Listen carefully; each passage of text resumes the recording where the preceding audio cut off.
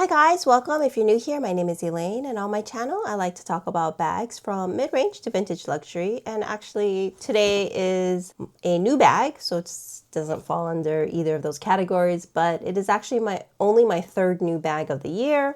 Most of the time, of course, I get secondhand bags or mid-range bags. Sorry, I should clarify. The third new luxury bag of the year. The first two were from the row. So very early on, I got the East West India bag, and then just recently I did get the smaller Astra.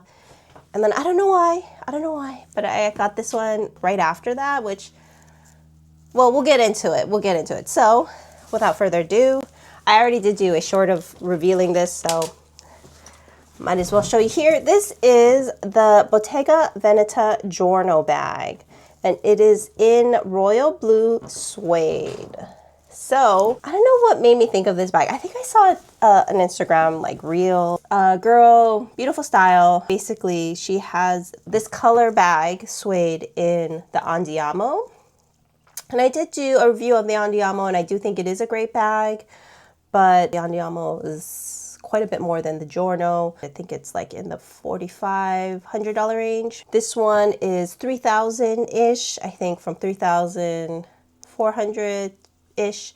But I did find it on sale, sort of at discount. It was quite a bit under $3,000. It was actually like $2,400, but I did have to pay tariffs because it came from Italy. So that knocked it back up, and it was just under $3,000. The Giorno is, I think, new for 2026, but it is off of the dust bag style. So the dust bag, if you remember, was just like this. It was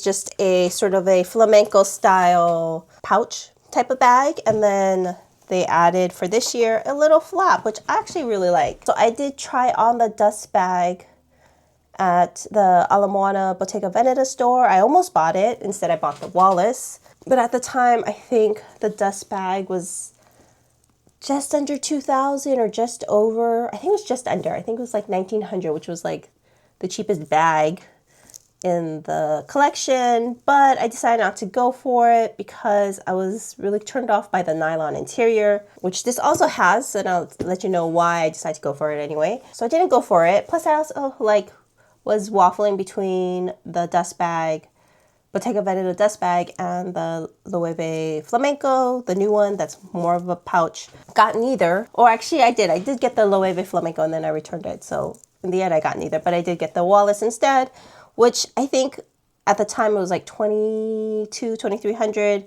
which I think is a good deal actually, because it's lined in leather, comes with feet, so on and so forth. I did do a Wallace review here, so I'm not going to go into it.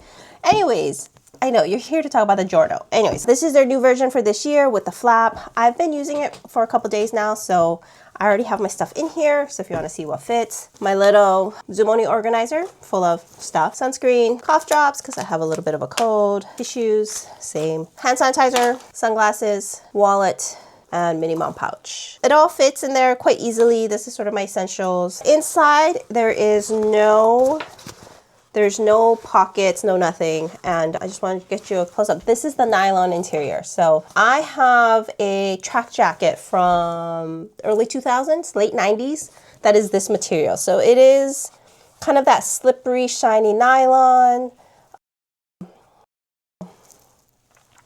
Honestly, when I first saw it in the dust bag, I was like, why would I pay $2,000 to have nylon interior? Now I'm paying $3,000 and have a nylon interior. So I guess just goes to show what you get used to. In the end, I decided, nylon interior is not the worst thing in the world. One, it's easy to clean.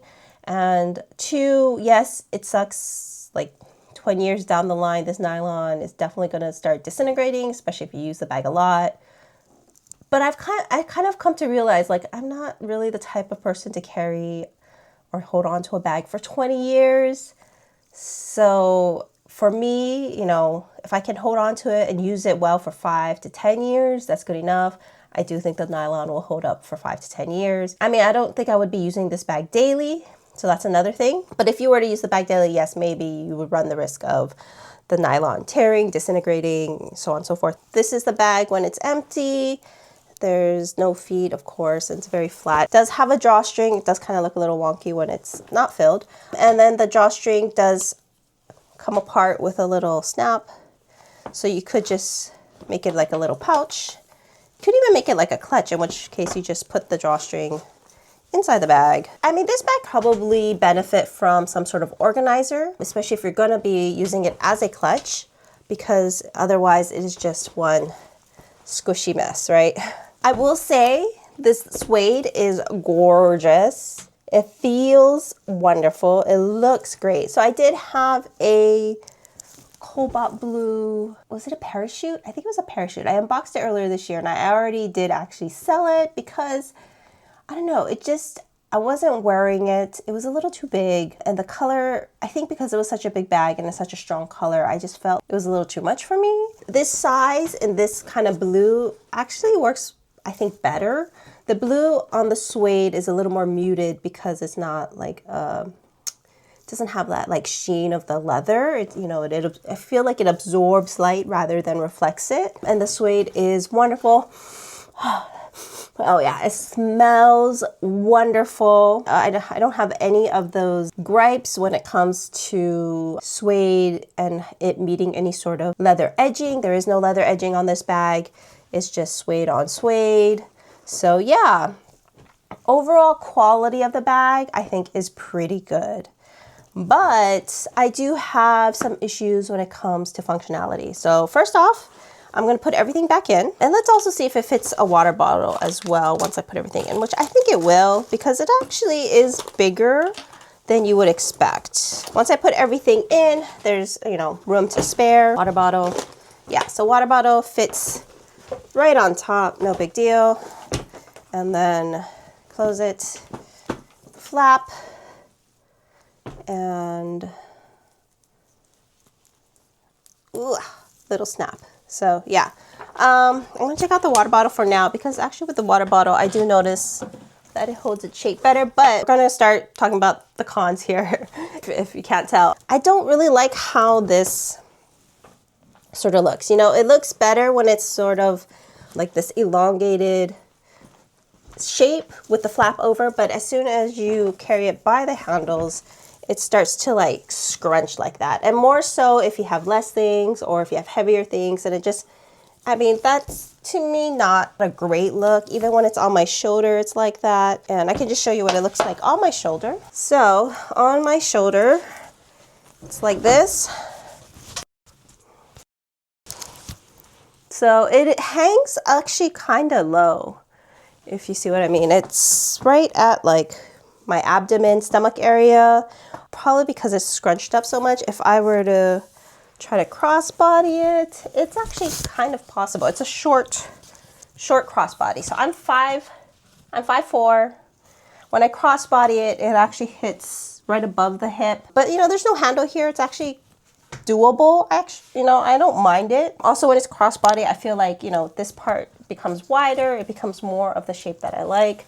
Versus if I just have it over my shoulder, it's less of the shape that I like. But it is a very long shoulder. I could double it up inside, so I've kind of experimented already with some of this to make it somewhat shorter, which works. But then when you open it, but also, yeah, look at that shape. But when you open it, yeah, it's like kind of a mess getting in. Also, speaking of opening it while it's on your shoulder, it's actually a little difficult. It's a two-handed operation because, as it's on your shoulder and then you gotta lift it up and then open it up, root around, and then, go back through. And then still, if you want to do the flap, put the flap back on. So not the easiest. Probably my biggest gripe is the shoulder straps. Like I kind of knew it when I bought it, but I was just like so in love with the color, and it was like the last one, and it was such a good price, and then I just kind of went for it. But yeah, this hurts. This hurts a lot. I do have sort of a leather. Let me get it. So I have this, which I think I just got from Amazon for another bag. I forget which one, but obviously it was a brown bag. And you snap it in here. And so, yes, so now you have this surface area instead of this thin skinny strap. And so, yes, it works kind of. It does kind of slide around though, so it isn't the most stable, but I would carry this with me, and then if I wanted to crossbody it, that is actually a lot more comfortable, as odd as that looks. But you know, functionality over aesthetic. Honestly, if I had rented this from Switch, which I didn't, of course, but if I had, I probably would not have bought it. There's very few bags that I've rented that I thought, oh, this is so great, I want to buy one for my own collection. And I think the only one is the Hermes 24 Trim 24 Duo. I did buy a version of that. The Andiamo, after I rented it, it is on a wish list. You know, maybe someday if I see a good price and a color that I like, I would be willing to get it as well, because it is actually a very good bag. But unfortunately, this one is not great. Also, I mean, I did a whole New Year's resolution. I'm not going to buy bags that I can't return.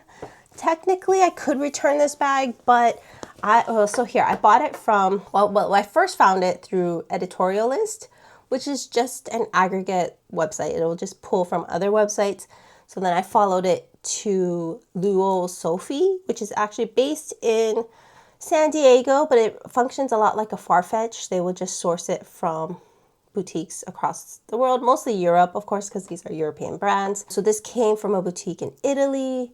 Did have to pay tariffs. It was about a 2-week, week and a half shipping time from Italy via FedEx. And so I did look up Luo Sophie before I purchased, and most of the time, I mean, it is a legit business and they do provide authentic items. So I have no qualms about authenticity, but a lot of the complaints, especially on like, I think it was like a BBB, Better Business Bureau website, was about the returns. So I was like, you know what, if I buy this, I'm not going to return it. So I do have that mindset.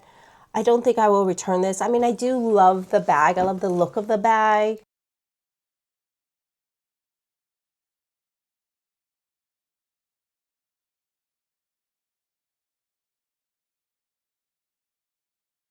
I just don't like the functionality of the bag, but the feel, the smell, the suede is gorgeous. I think, you know, I do have this mini wallet, and in terms of quality, I would say if you could get something in suede, I would go for the suede.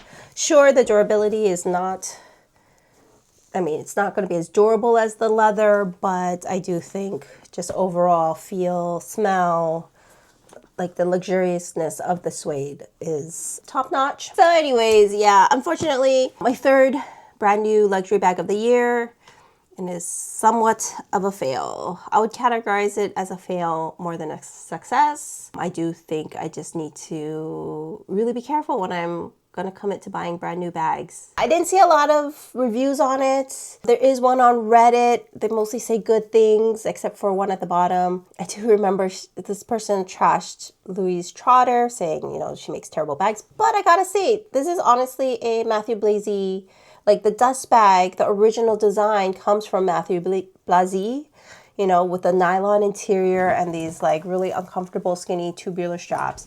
So it's really not a Louise Trotter creation. They also do have a knot bag now, N-O-T-T-E, which again is another iteration of the dust bag, but it comes with the chain handle, which I actually think is better because even though I'm not a fan of the chain, it's sort of like Loewe's donut chain, and then it's interlaced with leather. I do think overall that's going to be a lot comfortable. It does actually elevate the bag as well. I don't think it comes in this royal blue suede, but I've seen it in some other blue colors. It's really gorgeous. If I were to go back and if I could exchange this for a natte, I totally would. Would I exchange this for a dust bag? Maybe. The dust bag, at the very least, is very easy to open and close because it doesn't have this extra flap. It's also a little bit cheaper. Anyways, I think that's it. I mean, I guess also if there was a way to add straps to this somehow, maybe if Amir Collective came up with something, I would be totally down. And if I could just put like thicker straps over here, maybe attach it to the flap instead of the actual body of the bag. You know what I mean? I think that would also be a great improvement over the bag.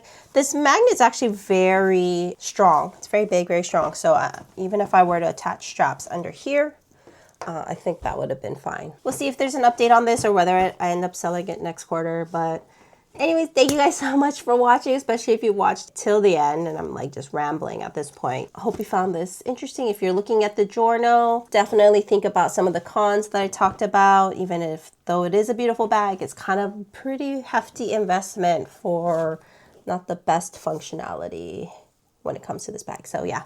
Anyways, thanks again. If you like this video, I kindly ask that you give it a like or subscribe if you've seen some of my other videos in the past. Otherwise, I will see you in the next one. Bye.